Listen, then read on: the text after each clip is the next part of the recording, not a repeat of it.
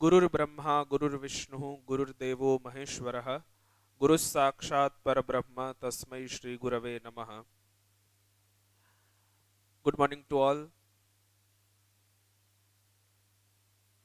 आज हमारे इस विज्ञान के माध्यम से पठन और पाठन और अध्ययन अध्यापन के यह समय में आज थर्ड लेक्चर में वेलकम टू ऑल, आप सभी का खूब स्वागत है। स्टैंडर्ड 9th चैप्टर नंबर 18 बिलस्य वाणी न कदापि मे श्रुता। बिलस्य वाणी, बिल अर्थात जो बहुत बड़े बड़े प्राणी होते हैं जो केव में रहते हैं, जो खुखार प्राणी होते हैं या तो डरे हुए जो लोग होते हैं, और बहुत सारे जंगली प्राणी और बहुत सारे अपने उदर से चलने वाले जो प्राणी हैं वो जहां पर रहते हैं उसे केव कहते हैं, उसी को बील कहते हैं। बड़े बड़े पहाड़ों में जहां पर ये बड़ी बड़ी केव्स होती है उसमें या तो मनुष्य या तो प्राणी रहते हैं। यहाँ पर हम लोग चैप्टर नंबर 18 में ऐसी ही एक केव के बारे में कुछ चर्चा करने वाले हैं। बिलस्य वाणी न कदापि में श्रुता, मैंने कभी भी किसी गुफा की आवाज नहीं सुनी है, ऐसा इसका अर्थ होता है। चैप्टर नंबर 18 बिलस्य वाणी न कदापि में श्रुता। आइए चैप्टर में एंटर हो। सबसे पहले तो यहाँ पर एक छोटी सी कथा कही गई है जिसमें एक प्राणी है जो अपनी गुफा में सिंह को देखता है और फिर उसे डर लगता है और फिर एक चालाकी एक आइडिया करता है और फिर उससे उसे जो अपनी केव वापस मिली उसके बारे में यहाँ पर चर्चा है। संस्कृत में पूरी कथा को, पूरी स्टोरी को हम लोग सुनेंगे और फिर उसको हम उसका जो ट्रांसलेशन है उसको भी समझेंगे। पहले थोड़ी ये चर्चा कर ले कि ये स्टोरी कहाँ से ली गई है, किसने इस स्टोरी को बनाया और किस तरह से पूरी ये स्टोरी क्रिएट हुई। इसके पीछे बहुत सारी कथाएं हैं।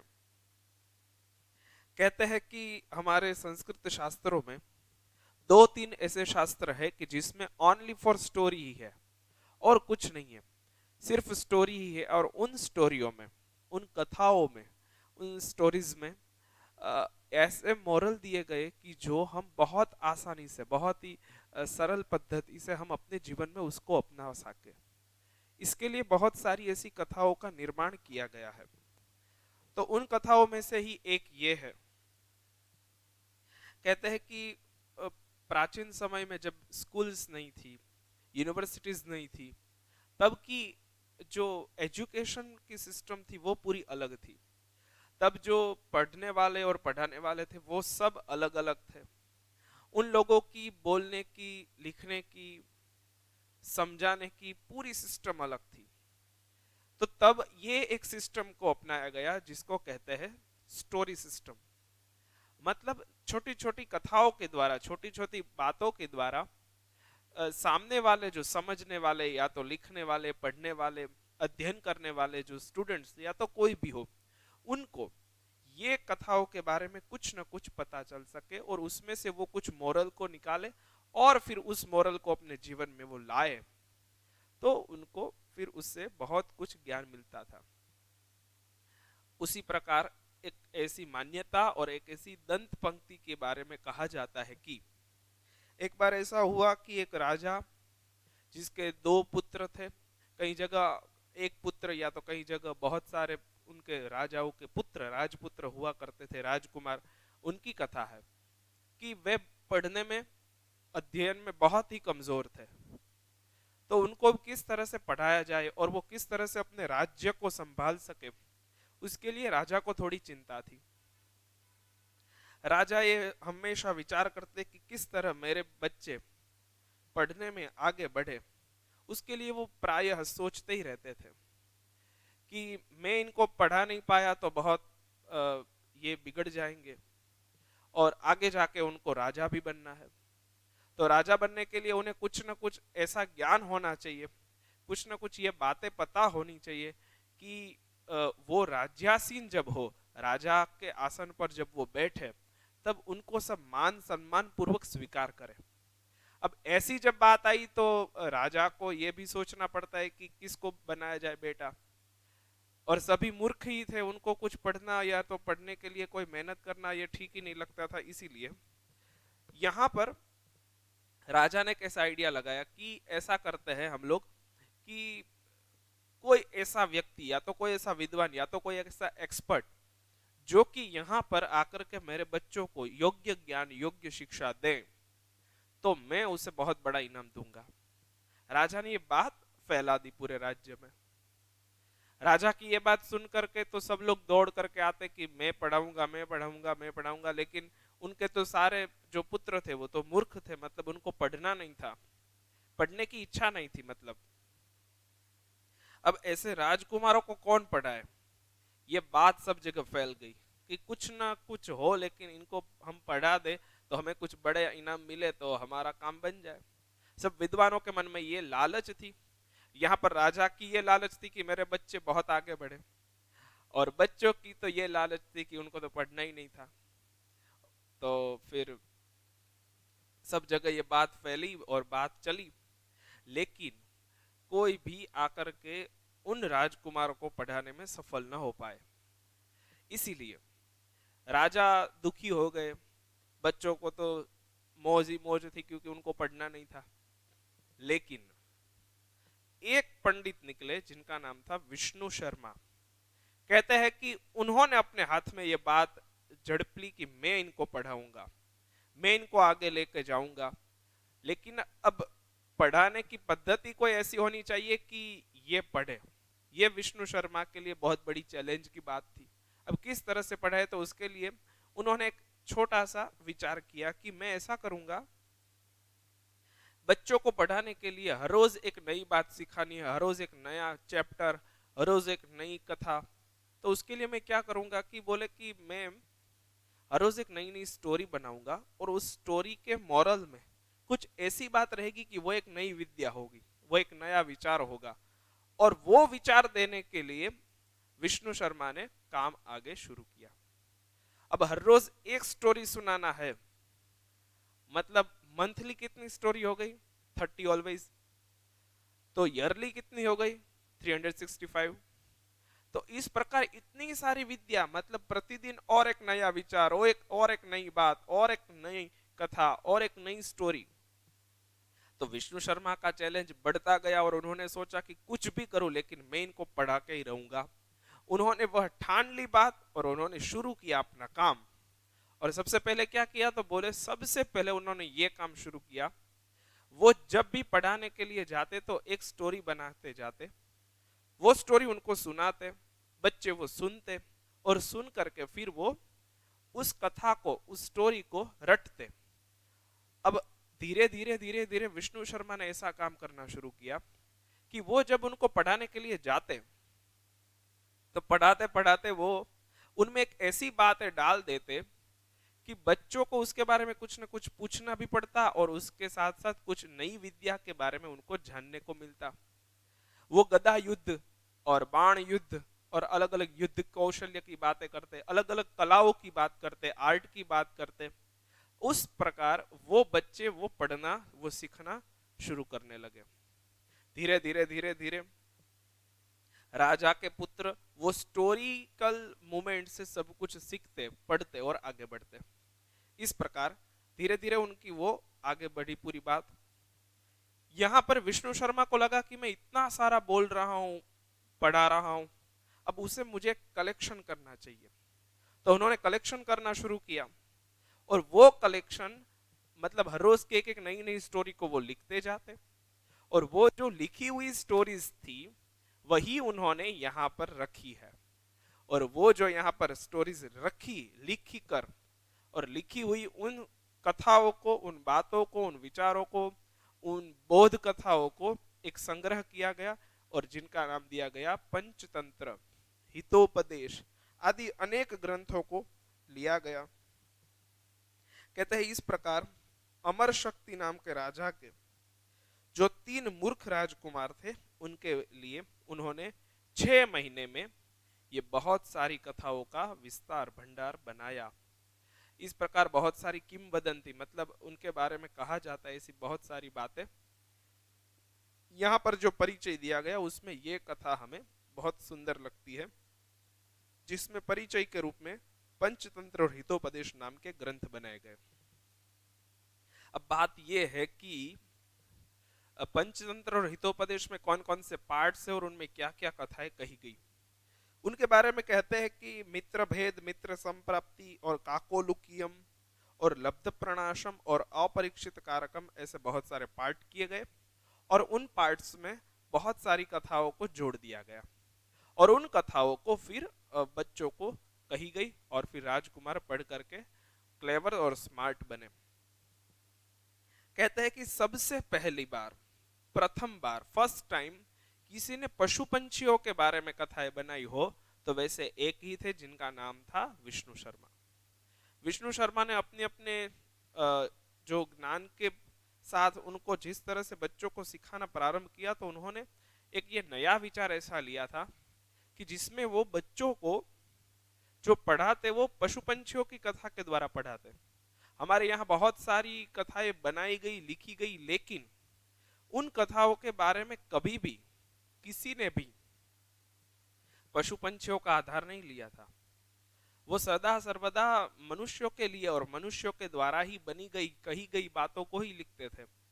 लेकिन पहली बार किसी ने अपनी बातों को अपने आसपास के रहे हुए प्राणियों के द्वारा सिखाना प्रारंभ किया हो तो वो सिर्फ और सिर्फ विष्णु शर्मा और नारायण पंडित दोनों थे।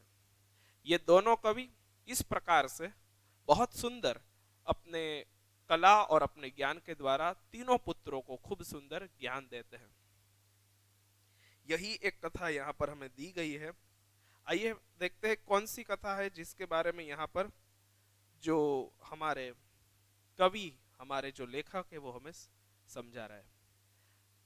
स्टोरी का नाम है बिलस्य वाणी न कदापि में श्रुता और उसका पूरा संस्कृत यहाँ पर दिया गया है और उसके साथ साथ उनका ट्रांसलेशन भी आपको शो हो रहा है। ओके, पढ़ते हैं क्या कहते हैं यहाँ पर।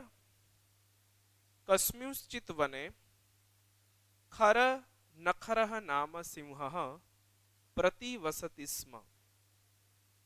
कहते हैं कि कोई वन में खर नखर नाम का एक सिंह निवास करता था। कस्मिंश्चित् मतलब कोई एक। In a certain forest there lived a lion named खर नखर। कोई वन में खर नखर नाम का एक सिंह रहता था। ओके, यहाँ पर प्रतिवसति स्म ऐसी बात है, बरोबर।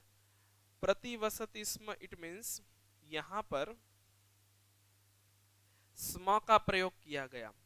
स्म का मीनिंग ये होता है कि जब कोई वर्तमान काल का मतलब प्रेजेंट टेंस का रूप हो और उन्हें हम जब पास्ट टेंस में दिखाना चाहते हैं तब स्म प्रयोग होता है। तो यहाँ पर प्रतिवसति, तो वसति ये वर्तमान काल का रूप है लेकिन साथ में स्म लगा दिया, इट मीन्स ये पास्ट टेंस बन गया। तो यहाँ पर कोई वन में खर नखर नाम का एक सिंह रहता था। सह कदाचित इतस्ततः परिभ्रमन् क्षुधातः न किंचिदपि आहारम अलभत। एक बार ऐसा हुआ कि वो इधर उधर मतलब पूरे वन में यहां से वहां भटक रहा था, तब उसे कहीं पर भी कुछ भी खाने के लिए प्राप्त न हुआ। और उसे कुछ खाने पीने के लिए जब कुछ प्राप्त न हुआ तो वो दुखी हो गया और यहाँ से वहां वह परिभ्रमण करने लगा, मतलब वो घूमने लगा, फिरने लगा। तो उसके बारे में यहाँ पर कहते हैं कि सह कदाचित इतस्ततः परिभ्रमन् क्षुधार्तः न किंचिदपि आहारम अलभत। Once while wandering here and there, being afflicted by hunger, he did not get anything to eat. उसे कुछ भी खाने पीने के लिए प्राप्त नहीं हुआ। ततः सूर्यास्त समये एका महतीं गुहां दृष्ट्वा सह अचिंतयत। ऐसा पूरे दिन तक चला कि वो ढूंढता ही रहा कि मुझे कुछ खाने पीने के लिए प्राप्त हो जाए, लेकिन जब उसे कुछ प्राप्त न हुआ तब शाम हो गई, सूर्यास्त का समय हो गया, तब भी उसे कुछ भी नहीं मिला। तब वो एका महतिम गुहाम दृष्टवा, एक बहुत बड़ी गुफा को देख करके सह अचिंतयत, वो सोचने लगा। अचिंतयत मतलब उसने कुछ सोचा। कहते हैं कि then seeing a cave at the time of sunset because he did not get anything to eat, जब उसे कुछ भी नहीं मिला तब वो कुछ एक गुफा के पास जाकर के सोचने लगा। क्या सोचा उसने? तो आगे कहते हैं कि नूनम एतस्याम गुहायाम रात्रौ कोपी जीवः आगच्छति अतः अत्रैव निगूढ़ो भूत्वा तिष्ठामि इति। नूनम, नूनम मीन्स ये फिक्स है कि वो सिंह जो था उसने ये सोचा, ही थॉट, एतस्याम गुहायाम, ये गुफा में, कोपी जीवः रात्रौ आगच्छति, कोई जीव रात को आएगा ही आएगा, मतलब जिसकी ये गुफा होगी वो यहाँ पर रहने के लिए पक्का आएगा।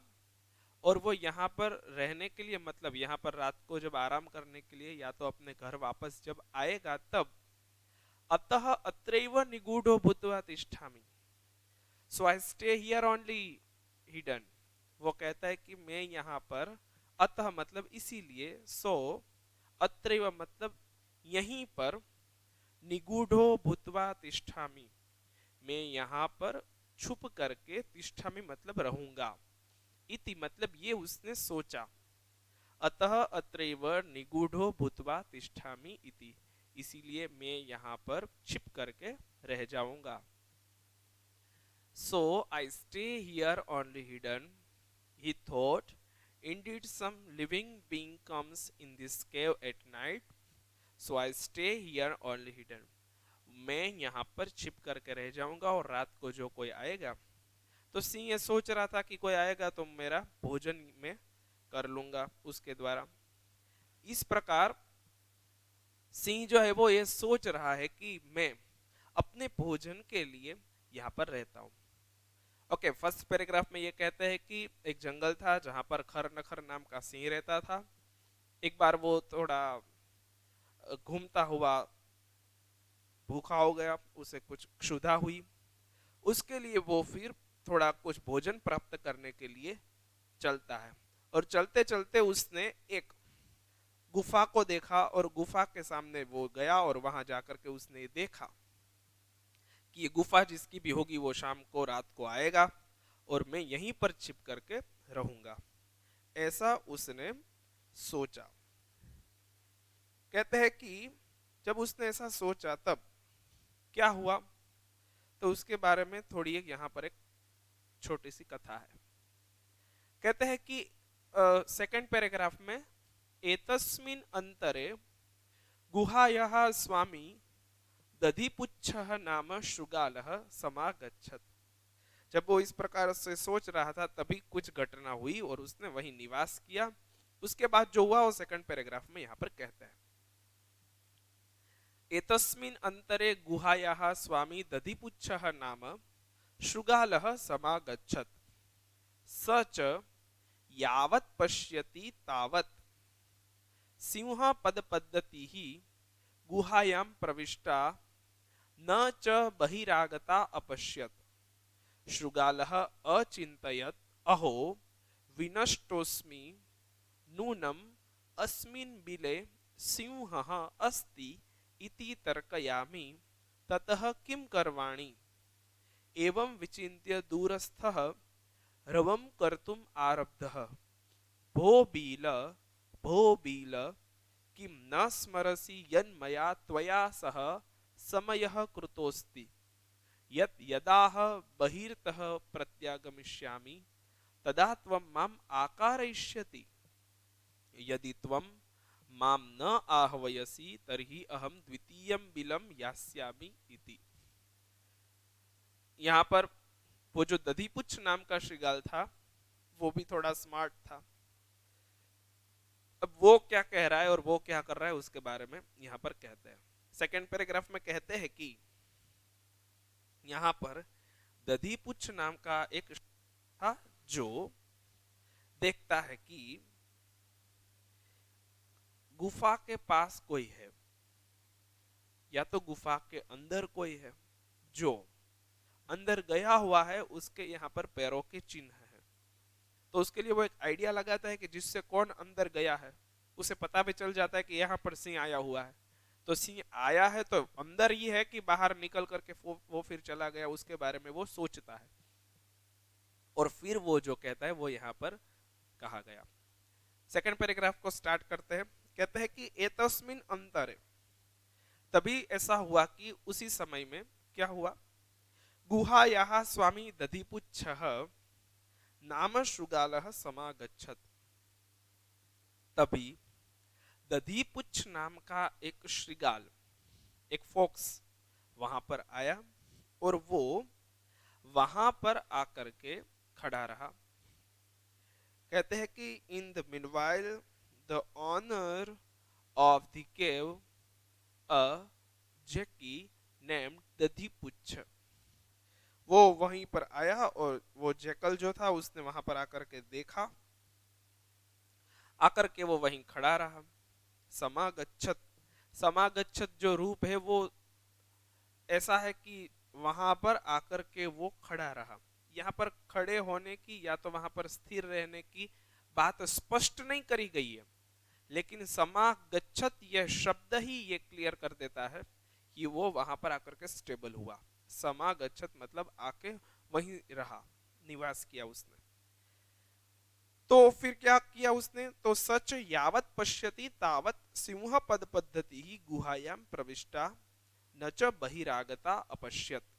उसने देखा कि यहाँ पर दधिपुच्छ ने वो देखा कि हमारी गुफा में सच यावत पश्यति, वो जहां तक देखता था वहां पर, and as long as he saw, उसने देखा, तावत सिंह पद पद्धति ही गुहायाम प्रविष्टा। The lion of the footprints of a lion entered the cave and he did not see it coming out. कहते कि उसने ये देखा कि सिंह की जो पद पद्धति, मतलब सिंह के चलने की जो पद पद्धति थी, पद पद्धति का मतलब उनके पैरों की चिन्ह जो थे वो वहां पर थे।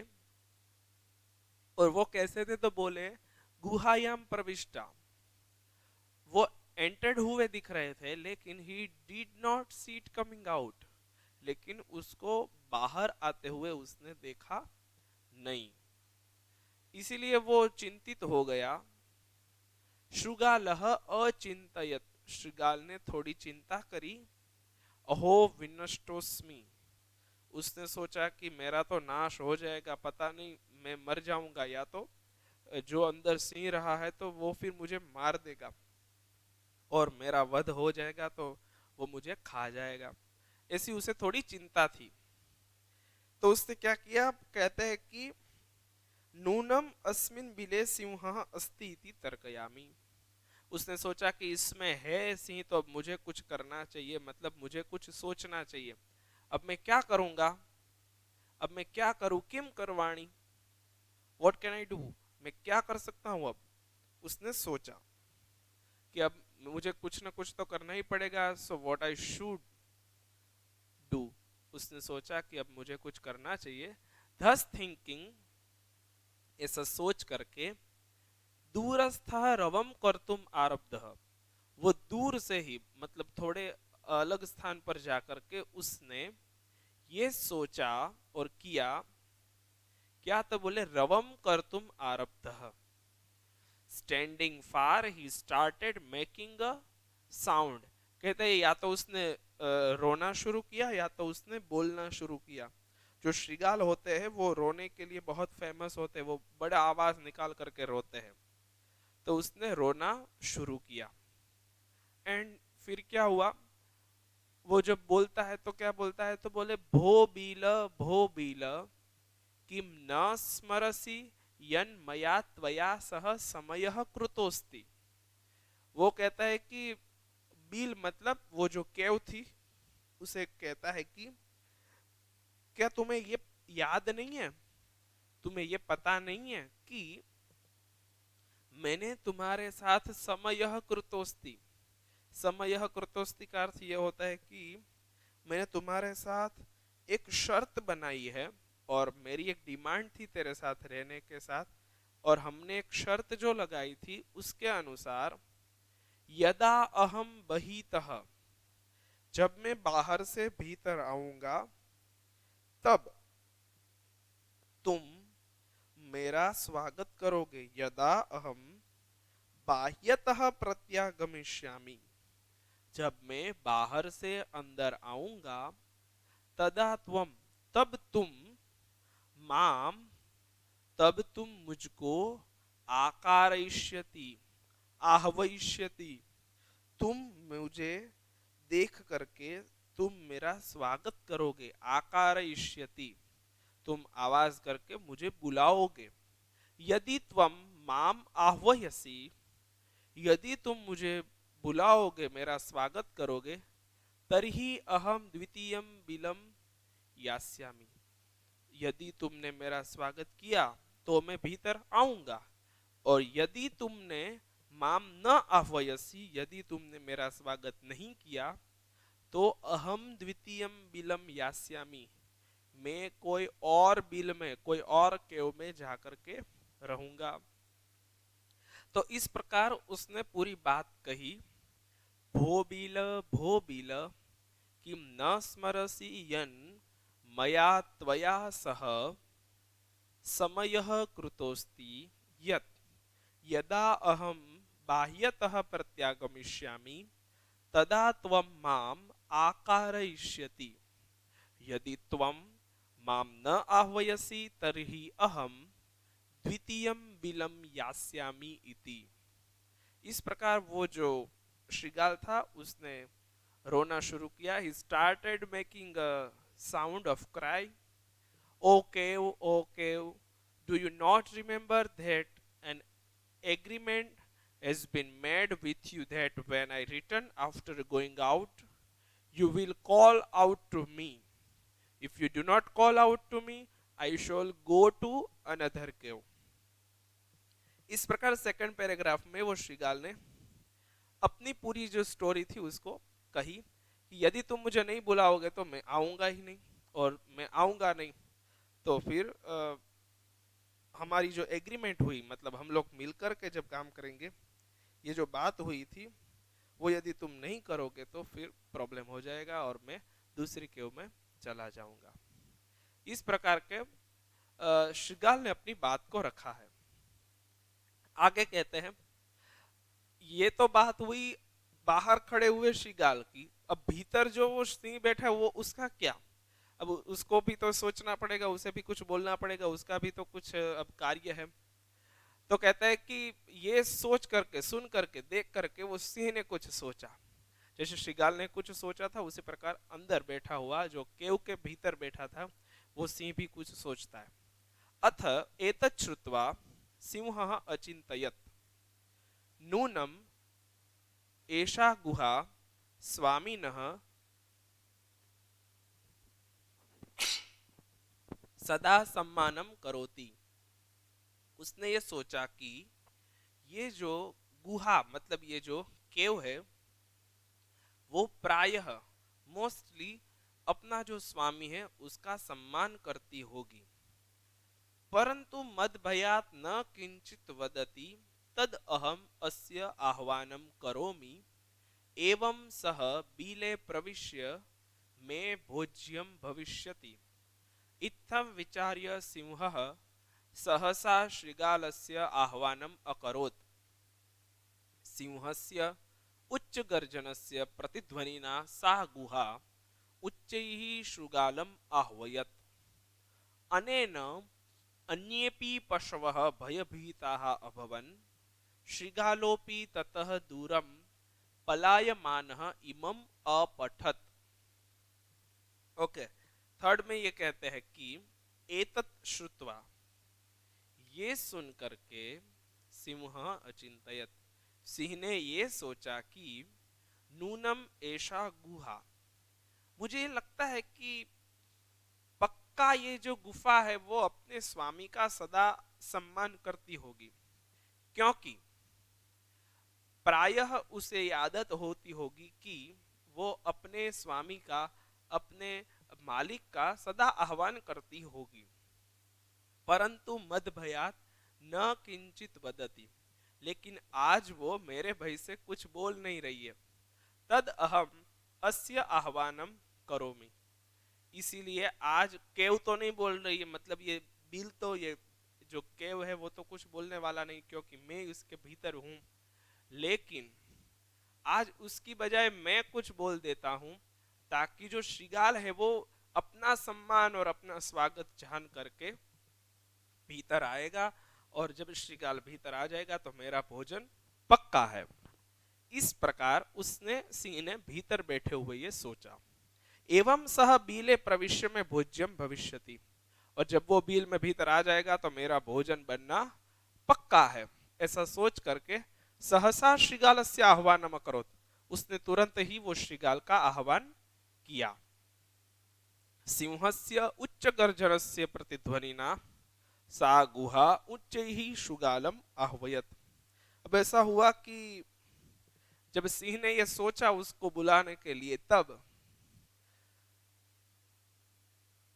श्रीगाल को तो ये पता ही था कि अंदर कोई है, और सिंह को ये लगा कि मैं इसे बुलाऊं तो ये भीतर आ जाएगा और मेरा भोजन बन जाएगा। लेकिन जब हम लोग केव में जाते हैं तो बड़ी बड़ी जो गुफाएं होती है उसके भीतर हमारी जो आवाज होती है उसका पूरा इको होता है।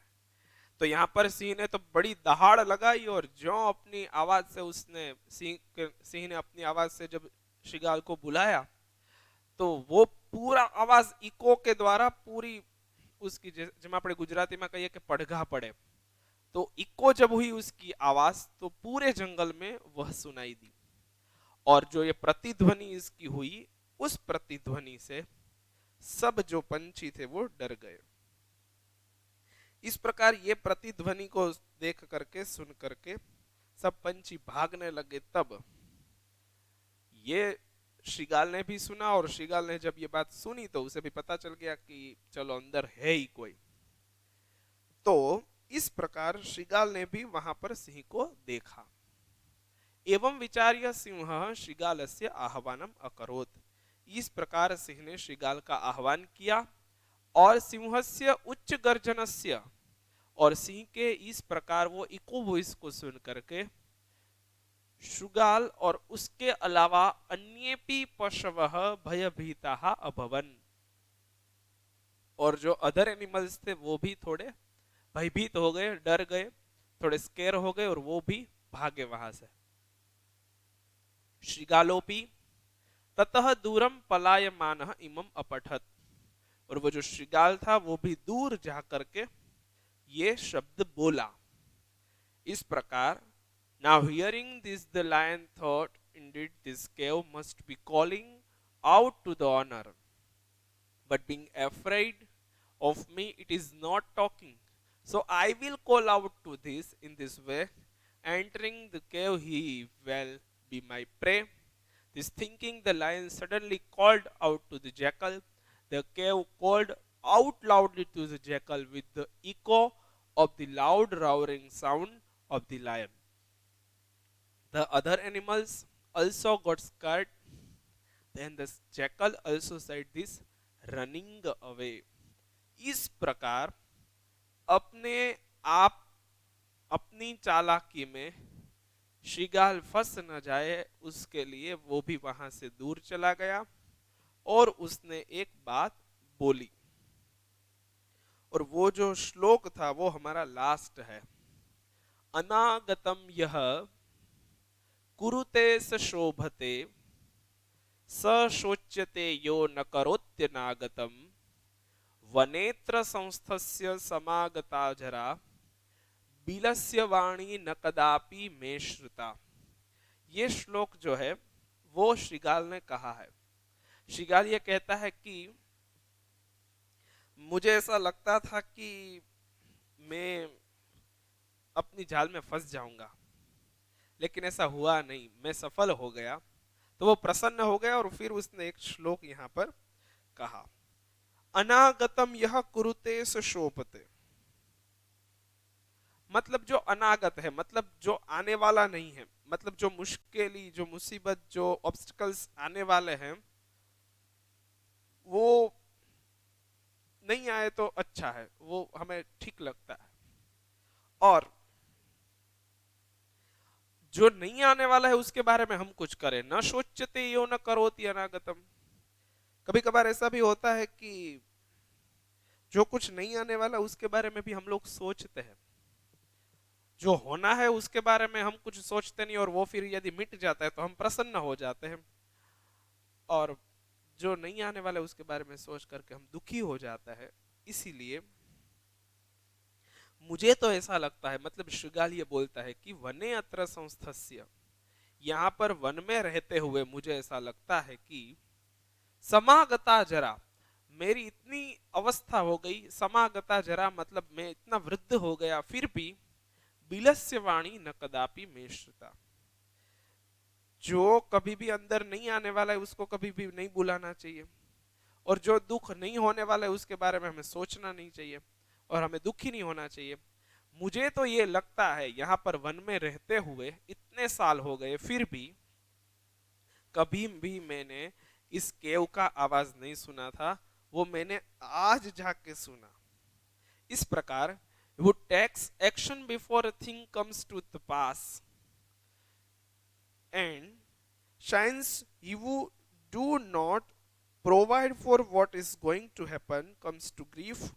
Old age came over me while living here, still I never heard the words of a king. इस प्रकार पूरा हमारा चैप्टर का नाम ही यहां से हुआ, I never heard to words of a cave, बिलस्य वाणी न कदापि में श्रुता। इस प्रकार still I never heard the words of cave, कि हमने कभी भी इस प्रकार केव का मतलब बिल का आवाज सुना नहीं था। हमने यहाँ पर ये पूरी स्टोरी क्लियर करी, और लास्ट में जो मोरल था, मतलब जो कुछ नहीं होने वाला है, जो कुछ नहीं आने वाला है, वो जैसा है वैसा ठीक है, लेकिन जो कभी भी आने वाला है और फिर नहीं आया तो उसका दुख भी नहीं करना चाहिए। और मुझे तो ऐसा लगता है कि कभी भी ये आवाज आती नहीं है, आज मैंने पहली बार सुनी और मैं यहाँ से भाग रहा हूँ, मतलब मैं यहाँ से जा रहा हूँ, ऐसा वो श्रीगाल ने सोचा। इस प्रकार हमारा बिलस्य वाणी न कदापि में श्रुता ये क्लियर हो रहा है। यहाँ पर हमारा चैप्टर नंबर 18 और उसकी जो पूरी स्टोरी थी वो हमने क्लियर करी। ओके, चैप्टर नंबर 18 यहाँ पर हम क्लियर करते हैं। यहाँ पर बहुत सारी एक्सरसाइज की जो बातें हैं वो हम यहाँ पर क्लियर करेंगे। उसमें ऑप्शनल क्वेश्चन आंसर्स है और एमसीक्यूज है, और उसके बाद और भी प्रश्न है जहां पर व्याकरण की बातें करी गई है, वो सब हमें क्लियर करनी है। और उसी के साथ साथ यहाँ पर कृदंत के प्रकार पूछे गए हैं, जो कि हम लोगों ने क्लियर किए कि कौन कौन से कृदंत होते हैं। तो कृदंत के बारे में यहाँ पर प्रश्न है, और फिर क्रियापदानी के बारे में है, भूतकाल, वर्तमान काल और भविष्य काल, पास्ट, प्रेजेंट और फ्यूचर को कन्वर्ट करना है। और लास्ट में समास के प्रकार के बारे में यहाँ पर बात रखी गई है। इस प्रकार हम अलग अलग सारे व्याकरणगत प्रश्नों को भी यहाँ पर हैंडल करेंगे और उसे हम लोग सुनेंगे। इस प्रकार यहाँ पर चैप्टर नंबर 18 जो है वो हम क्लियर कर रहे हैं। कोई भी क्वेरी हो तो आप लोग पूछ सकते हो। और इसके साथ हमारा चैप्टर नंबर 18 क्लियर, और आपको इसके साथ जो हमारी एक्सरसाइज है वो क्लियर करनी है, और उसी के साथ होमवर्क के साथ आपको और एक वर्क करना है। अपने आसपास जो हो रही घटनाएं हैं, जो अभी आप घर बैठ करके अनुभव कर रहे हो, उसी में से एक घटना ऐसी भी है कि आप अपने आसपास प्राणियों को भी अनुभव करते होंगे। तो आप अपने आसपास के प्राणियों के बारे में, अपने आसपास के जो भी जीव है और अपने आसपास के जो एनिमल्स है उसके बारे में आप कुछ अपने विचारों को लिखेंगे। आपका जो पेट होता है उनसे आपको जो कुछ भी अच्छी बातें सीखने को मिले, या तो हितोपदेश और पंचतंत्र की कोई एक स्टोरी जो आपको अलग अलग सोर्सेस मिल सकती है, तो वो आप पढ़ करके या तो उसको आप यहाँ पर एक्सरसाइज के बाद लिख करके प्रेजेंट करेंगे। इस प्रकार एक छोटी सी एक्टिविटी जो आप अपने आसपास जो एनिमल्स है उसमें से सीख करके लिखते हैं, वो आपको यहाँ पर प्रेजेंट करनी है, वही आपका होमवर्क रहेगा। इस प्रकार चैप्टर नंबर 18 को हम लोग यहाँ पर क्लियर करते हैं। इसी के साथ आप सबको होमवर्क के रूप में ये एक्सरसाइज और उसका पूरा जो रूप है वो क्लियर करना है। यही हमारा चैप्टर नंबर 18 हम लोग समाप्त करते हैं। बिलस्य वाणी न कदापि में श्रोता को आप यदि कुछ क्वेरी रखते हैं तो आप मैसेज के द्वारा पूछ सकते हैं, या तो एक्सरसाइज को क्लियर करने के बाद भी कुछ समझ में ना आए तो आप पूछ सकते हैं। Okay, thank you everyone.